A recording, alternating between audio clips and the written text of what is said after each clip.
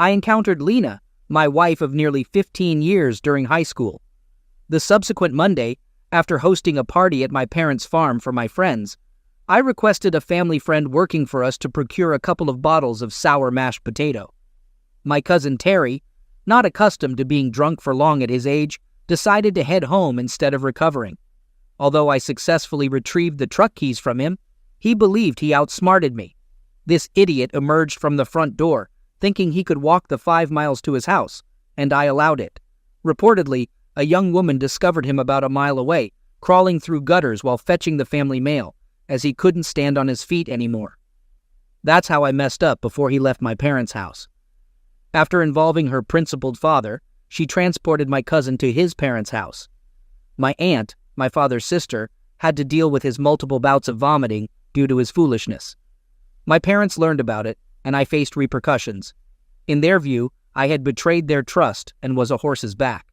Regardless of my explanations, they believed the worst. Eventually, my aunt exaggerated the incident, portraying it as the worst thing humanity could do. I was in a tough spot. If only she knew the truth about her son's behavior. Nothing can be done when a person is blinded by faith and can't see reality. I accepted it and served my time. I realized early on that the truth doesn't matter most of the time. What matters is what people believe.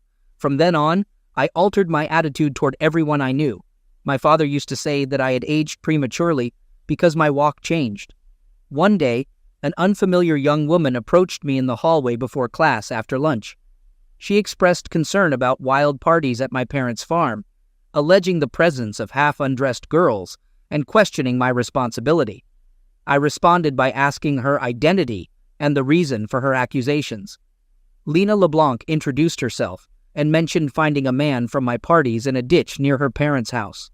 I considered how far from the truth her perception was, but refrained from correcting her, mindful of the potential impact on my reputation in our small town of Jackson. I assured her that the situation wasn't as bad as she thought, avoiding any correction to her misconceptions. Instead, I invited her to join the next Saturday night party. Lena blushed, insisting she wasn't that kind of girl. I playfully remarked that maybe she wasn't, but she seemed interested. I continued to observe her body language, suggesting that her actions contradicted her words. She called me a horse's back, and I replied that it was true, but horses' asses were meant to be ridden hard. I quipped that she should let me know when she's up for it. She slapped me and stormed off, but I caught a glimpse of a smile before she slapped me.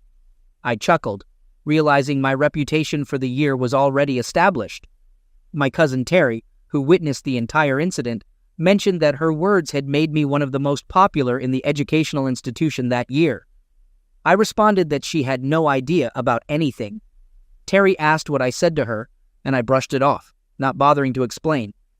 After smoking a joint each, I laughed because Terry was unaware that I had put the deck on the line. With that said, we headed to our first class, initiating a game between me and Lena. I played with Lena every opportunity I got, extracting everything I could from her. Whenever I saw her in public, I made it clear to anyone watching that I was undressing her with my eyes. This behavior became so noticeable that one of her friends would play the song Hungry Eyes on her cell phone when she spotted me, a way for me to get revenge for Lena LeBlanc punching me in the face. Yeah, I was being an idiot, but I enjoyed it. Additionally, she had an irresistible body. I was just a fool, honest enough to admit it. If one of her friends asked me what I was doing, I would honestly say, I'm interested in her.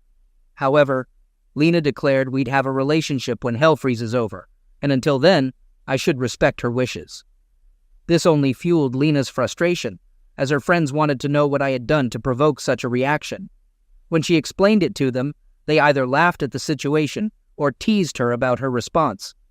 Lena LeBlanc was attractive in my eyes, a red-haired Cajun from the deep south with a body that haunted my dreams. Standing at about 5 feet 6 inches, she was tight, sweet, with curves in all the right places. If she got upset outside of educational institution, she could unleash a stream of swear words in Cajun French at a mile a minute. Okay, I'll admit it. I enjoyed seeing her get upset.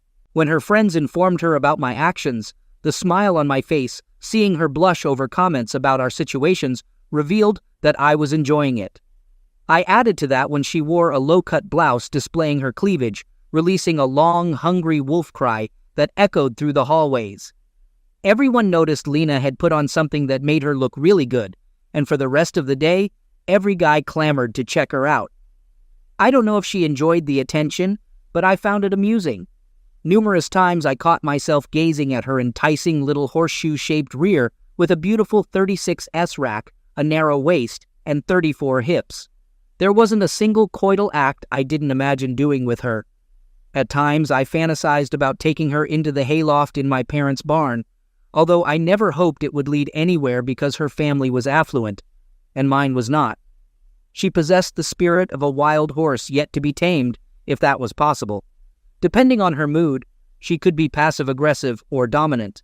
A man attempting to win her over would need the patience of Job, as it would take a long time to understand her before devising a plan to get into her clothes. The more I studied her, the more I realized how complex her personality was. That's how much her hot body and personality turned me on. If any woman could give me a blue balls attack, it was her. There were moments when she would catch my eye when no one else noticed, doing something to tease me. We both played this game intentionally to frustrate each other. It took almost the entire educational institution year before we both realized how effective it was. Everyone knew I was a buttocks lover, and nothing in my eyes was better than what Lena wore on her frame. Once, catching me ogling 3 of her friends, she leaned over and wiggled their asses while laughing. Apparently, her mother had told her that men attracted to asses turned out to be the most faithful husbands, a belief that spread through the entire educational institution after she shared it with Flat Karen. We were both set to graduate 12th grade with honors. She became valedictorian, and I secured the second spot.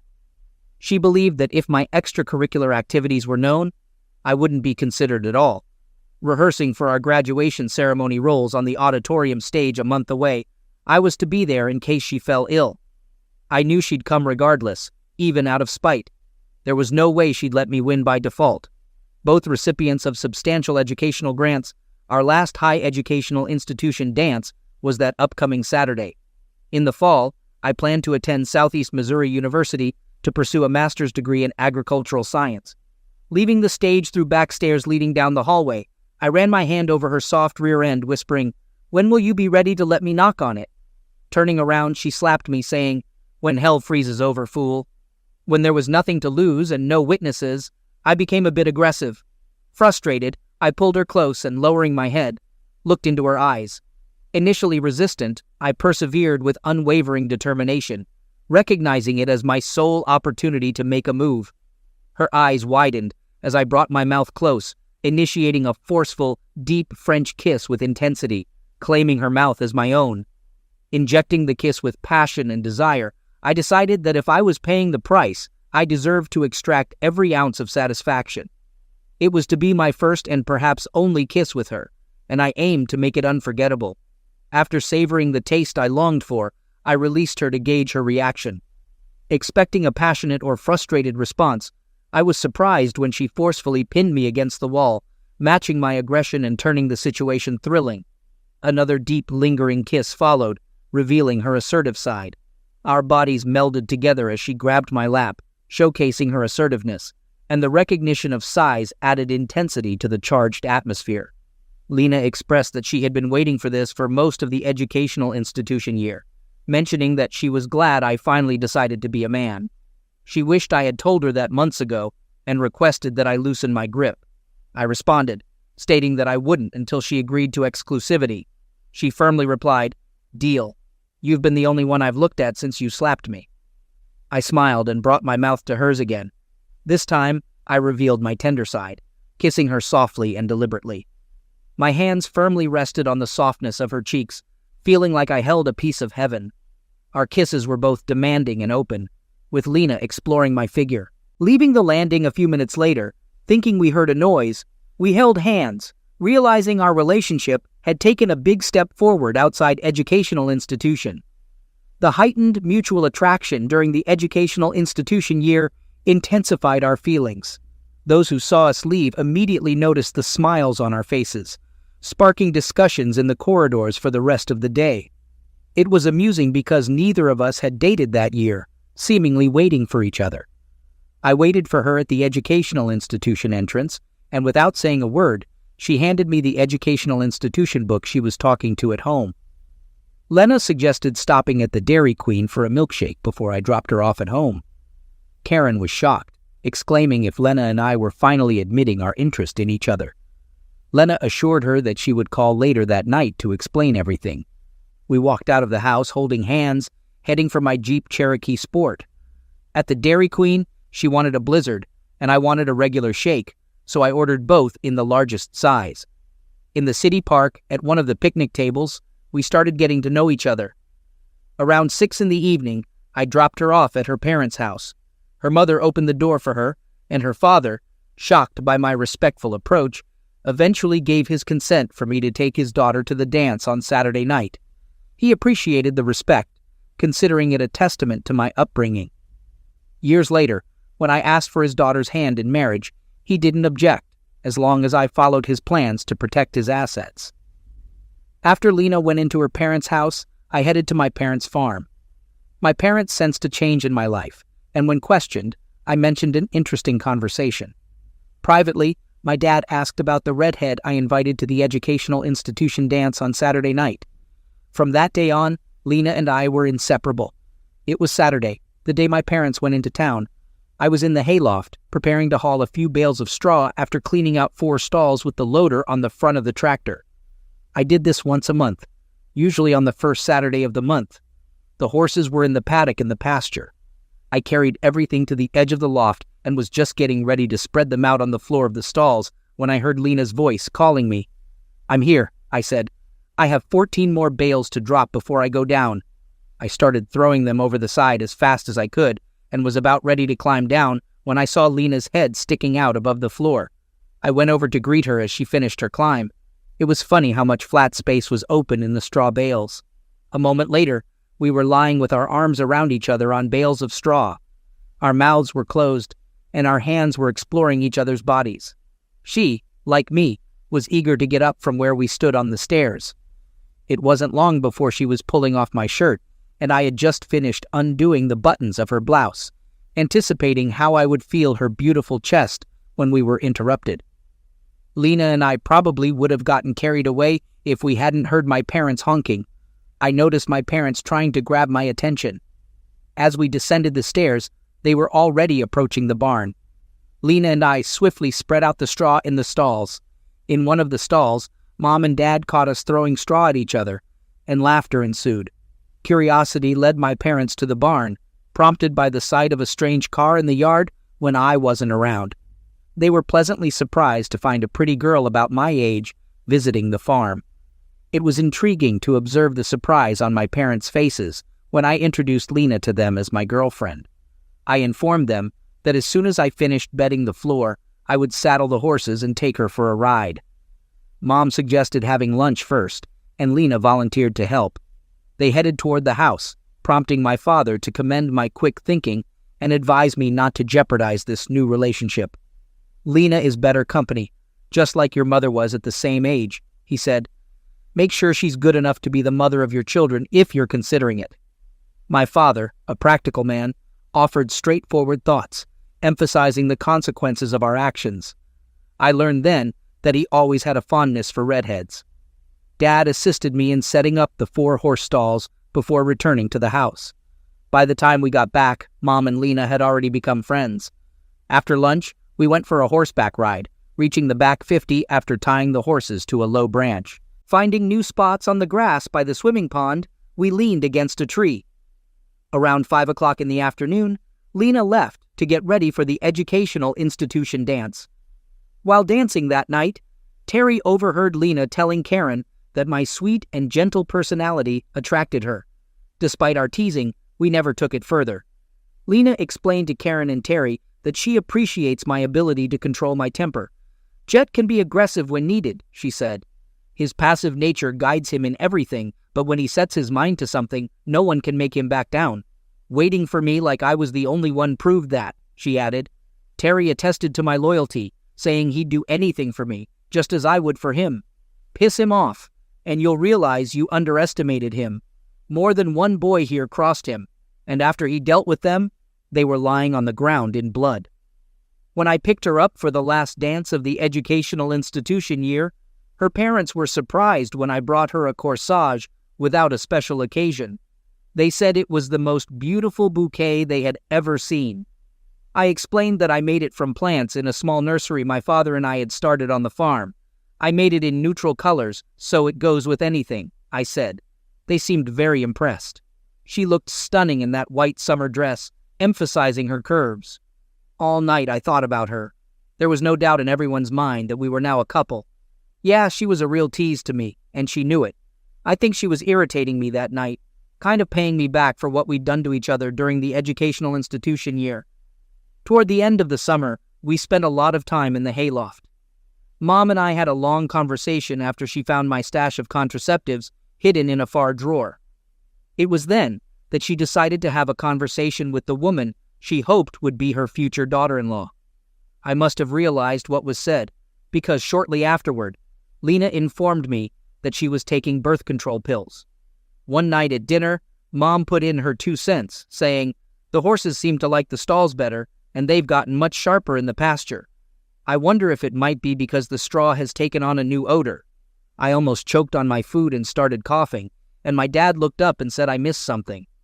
My father recognized my early interest in gardening and fostered its growth. Under his guidance, we transformed 20 acres of our 250-acre farm into a Christmas tree farm, acquiring small trees inexpensively through a reforestation grant.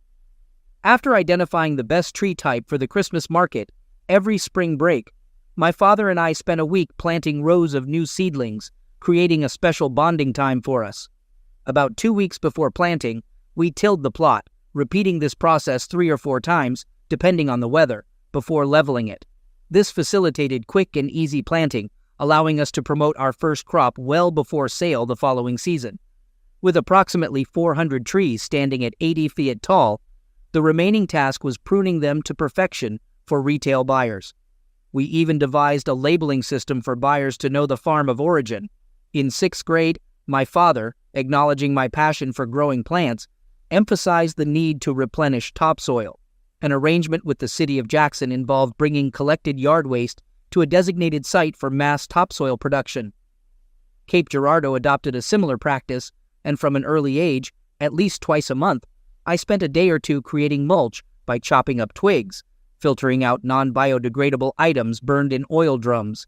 The ashes were scattered along the plot boundary for a cleaner end product.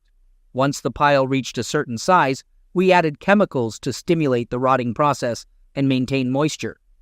Turning the heap over once or twice a month ensured proper aeration. Local building contractors learned they could dump excess soil without a removal fee. Mostly Missouri red clay, we mixed this soil with our biodegradable mulch, leading this side of our growing business to claim quite a few acres. After topsoil removal, some of the donated soil was used to level and grade the land for our greenhouses. It took 18 months to transform useless dirt into high-quality topsoil, used for bedding in our greenhouses and sold to the retail market in 10-pound bags. In the first 3 years, enough profit was made to build 2 large glass greenhouses, heated in winter with gas furnaces, filled with growing flowers shipped to local wholesalers as needed. Implementing a system of PCP tubing and an expanding hose, we designed an automatic watering system hanging from the top down, applying the same principles to water our crops. A drainage system built by my father on the concrete floor collected excess water for reuse. This efficient approach saved on costs and eliminated the need for a pond to collect excess fertilizer from watering. During the summer, we constructed an additional 4 greenhouses to cultivate white and red poinsettias for Christmas, eventually reaching a total of 10. Recognizing the money earned through our collaborative efforts, my father decided I could graduate without incurring debt. I vividly recall Lena's initial exposure to our operation, which aided her comprehension of why I selected this career path. My father conveyed that my inquisitive nature played a pivotal role in bringing this business to fruition. He noted that I was asking questions, prompting family discussions. Following conversations with my wife and securing her approval, the family embarked on this venture, now a significant and steadily growing source of income. Inquiring about the farm's previous use, Lena asked. My father explained it formerly raised beef, influenced by market fluctuations. By my graduation, we boasted 22 greenhouses, each 240 feet long, 40 feet wide, and 9 feet high. Weekly, we delivered high-quality organic produce. Responding to increased demand, we expanded further, with 2 greenhouses dedicated to leaf lettuce, 2 to bok choy, and 2 to English cucumbers. Employing 20 individuals, our chemical-free organic produce commanded higher prices from wholesalers, ensuring our financial prosperity. As anticipated, I joined the family business full-time, while Lena pursued a career as a family nurse practitioner associated with Southeast Missouri Hospital. I proposed to her within a week of her receiving her license, and 3 months later, we hastily married due to her pregnancy with our daughter. Our 2 sons arrived a year apart from our wedding day. Spoiled by my parents, Lena was cherished, with my mother becoming our children's nanny, giving her a renewed sense of purpose. To this day, our children reflect the morals and values she instilled in them. Celebrating our 14th anniversary, my cousin Terry and his wife Karen expressed concerns about our relationship, suggesting Lena appeared to dominate and control me. At a family barbecue, they confronted me, asserting that Lena treated me as a second-class citizen, displaying a motherly fatigue in the relationship. Despite my attempts to defend Lena, they insisted that I had stopped listening to her, causing resentment. According to Terry, Lena was leveraging my softer personality to assert dominance, and some friends suspected she harbored a romantic interest outside our marriage. Reflecting on these comments, I confronted Lena about her treatment, expressing fatigue from being treated like a doormat. This revelation shocked her, making her feel out of place for the first time in a while. Luna, my 13-year-old daughter, questioned my father, asking him what had gotten into him. I responded loudly for everyone to hear, stating that I had reached a point where I could no longer tolerate the feeling that her mother was treating me like a servant. I warned that if her mother didn't change her attitude, our house would be turbulent for months. This statement served as an awakening for everyone present. I realized that, for most of our married life, I had turned a blind eye because it wasn't worth fighting over. I allowed my wife to walk over me like a doormat, without resistance. That night, Lena and I had a significant argument, something that had been brewing for a long time. I ended up sleeping on the couch. Towards the end of our argument, Lena remarked that I just didn't know how extra I was. That's when I lost control. We were fighting outside, away from the kids' hearing. Driven by anger, I grabbed Lena, turned her over my knee, and spanked her, a method I had used with our children for misbehavior. She went into the bedroom in tears, with a very red bottom, locking the door to prevent my entry. To say that Lena was tiptoeing around me the next morning is an understatement. Lena had just been confronted with a new reality. When my wife and kids left home the next morning, I returned from the large office near the greenhouses to investigate. As I lay on the couch, contemplating when the change in our marriage began, it struck me that it was 8 years ago, a couple of months after my mother's pass away. After conducting a thorough search of her bedroom, I found a wrist bracelet with custom-made 18-karat gold charms. The issue was, I hadn't bought them for her. The charms were so sensual that she could never wear them in public.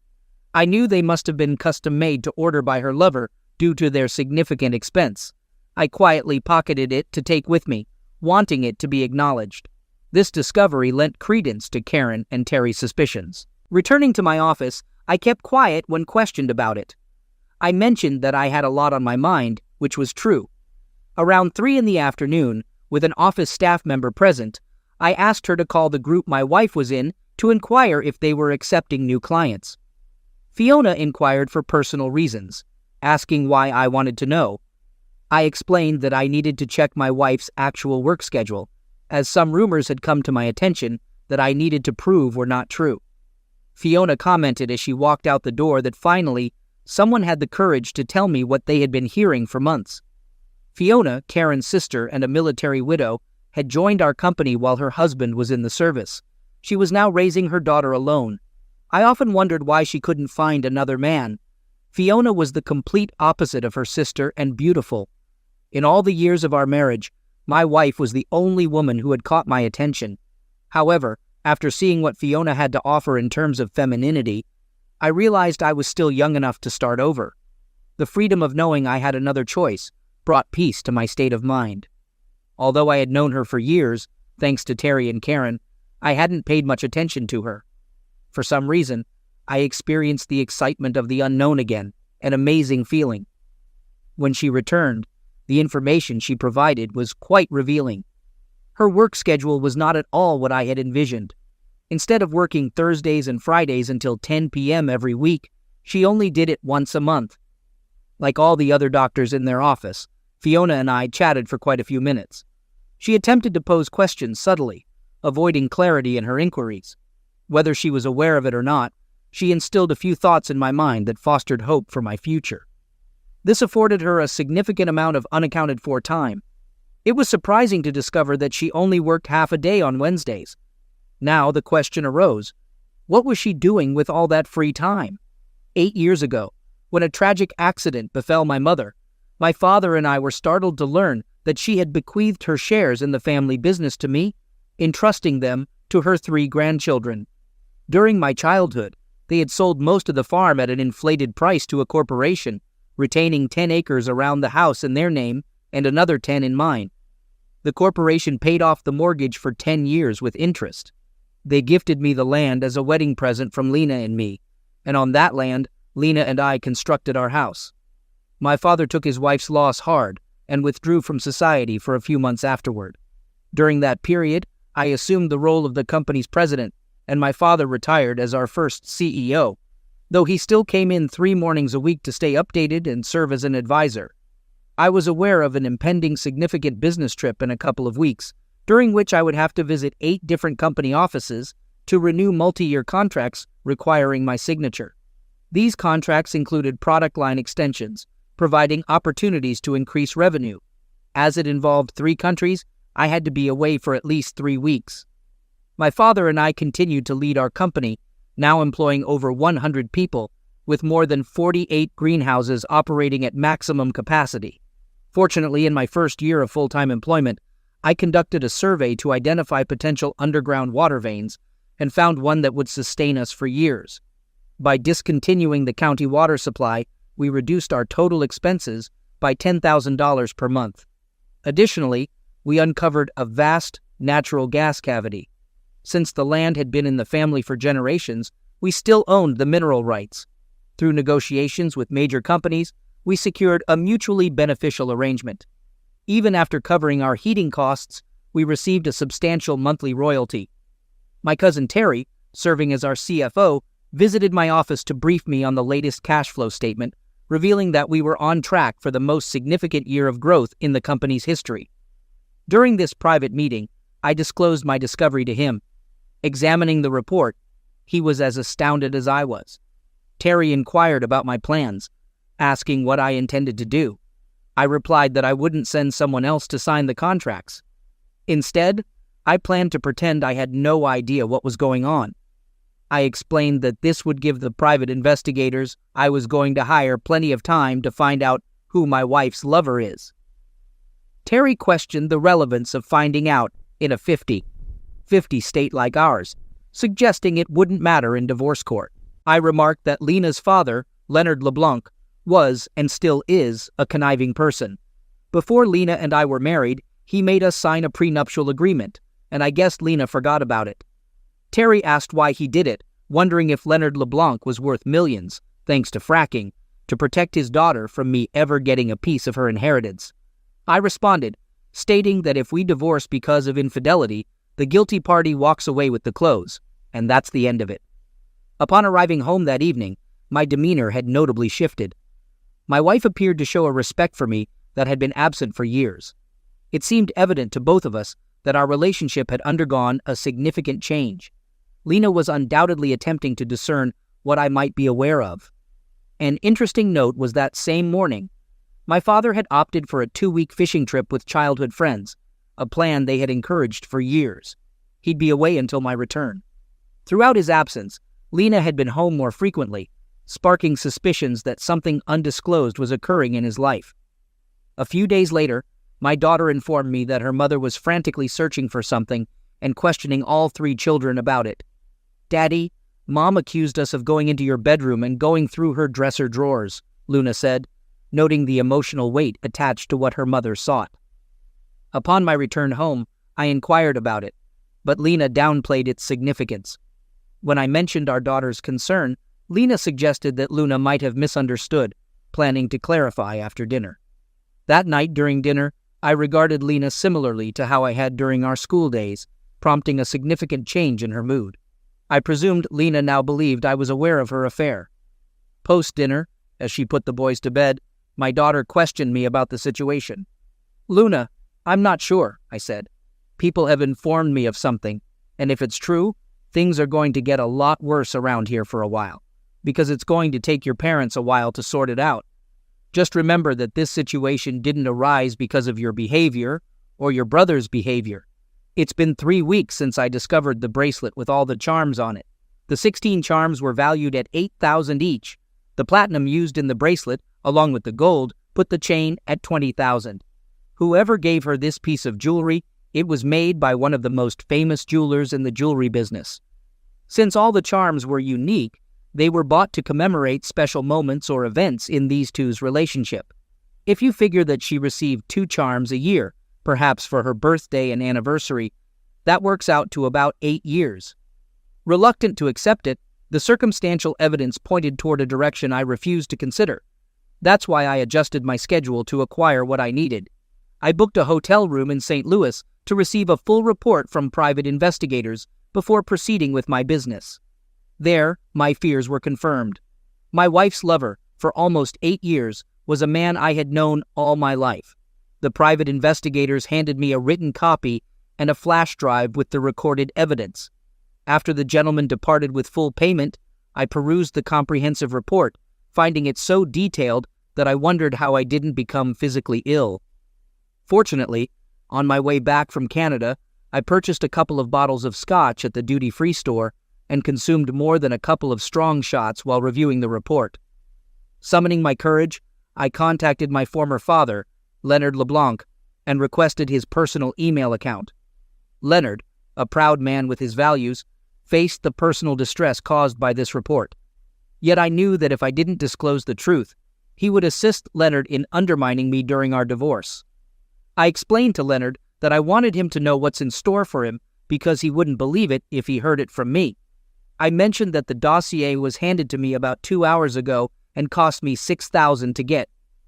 When I received the letter, I sent it to him via my laptop and awaited the imminent phone call. Leonard LeBlanc might have appeared to be the epitome of Homer Pyle upon initial acquaintance. Standing over 6'50" tall, he exhibited the same clumsiness and awkwardness as everyone else. In his childhood, he was the son of a fortunate alligator hunter who amassed wealth. Despite his unassuming demeanor and simple language, he conveyed the impression of a dull-witted person. Many were deceived, underestimating the genius he concealed from most. When intrigued, he delved into thorough research, starting from the ground level. CEOs were often astonished to discover, after sealing a challenging deal, that he had only been with their company for 6 months. While leading the corporation, he possessed the knowledge to enhance their profitability and productivity by exploiting their vulnerabilities, potentially saving millions from their initial costs. As soon as my cell phone rang, I answered, anticipating it to be my father-in-law. Leonard exclaimed, expressing his surprise at the situation, admitting that if I had told him, he would have called. He characterized me as the biggest liar in the country and questioned how much worse things were going to get from there. I asserted that I planned to do the same thing to them as he did, stating there would be no mercy for either of them. Leonard replied, expressing understanding and absolving me of blame, stating that he'd burn anyone for what they've done. He requested that I promise not to do anything before we talk, and assured me that our words wouldn't be recorded. Leonard LeBlanc, a religious man with his own views on life and morality, garnered respect for steadfastly maintaining his principles. I suggested to my dad that we go fishing with the boys the first Sunday after I get home, and that he could call my daughter to arrange it tonight if she'll be home. He liked the idea, seeing it as an opportunity to eliminate 2 birds with 1 stone. He wanted to know what made me suspicious. I explained that I found a bracelet with a bunch of charms on it, had it appraised, and discovered it was custom-made. Last Monday, while in Montreal, I arranged to have it shipped to my wife from Paris. It would be sent by courier 1 piece at a time to arrive at her workplace with a note. I planned to contact my father-in-law and his lover at the appropriate time, so they could find out the cost of my silence. All 16 pieces must be in her possession before I return home. Leonard expressed concern, anticipating that my wife and her lover would turn into lunatics. I replied, explaining that it would give me time to find a buyer for my shares in the corporation. Selling my father's dream was the only thing that could hurt him as much as it hurt me, throwing them off balance psychologically for the near future. Leonard understood the plan, and I continued, stating that their fears would become more apparent as the date of my return approached. Leonard inquired about the remaining duration of my trip, and I replied that I had 2 more weeks to live out of a suitcase. From the day the first courier letter hit my wife's eyes, they would be the walking dead. I remarked that it would have been easier if they were actually dead, suggesting a less complicated resolution. After he hung up the phone, I relaxed, knowing Leonard LeBlanc wouldn't wait for anyone. Hailing from the swamps, he knew how to resolve a matter without unnecessary questions. In the heart of New York City, staying at the Trump Hotel, I received the detective's unwelcome news while still at my desk well after 9 p.m. My father was dead, and I was shocked. I had to inquire about the details of what had happened. Evidently, my wife and he chose to take a swim in the rear section of the pond where Lena and I had spent considerable time. On the initial Wednesday afternoon we started dating, when the kids were at school, they opted for a horseback ride to cool off. Dad got there before Lena due to the hot weather.